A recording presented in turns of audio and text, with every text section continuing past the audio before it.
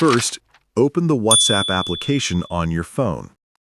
Then tap on the three dots in the top right corner of the screen. From the drop-down menu, select Settings. Next, tap on the Chats option. Scroll down and select Chat Backup. Now, tap on Google Account to choose the account where you want to save your backup. Select your desired Google account from the list. If you don't see your account, you can add a new one. After selecting your account, tap on Automatic Backups to set the frequency. You can choose to back up your chats daily, weekly, monthly, or only when you manually tap Backup. Finally, you have the option to include videos in your backup.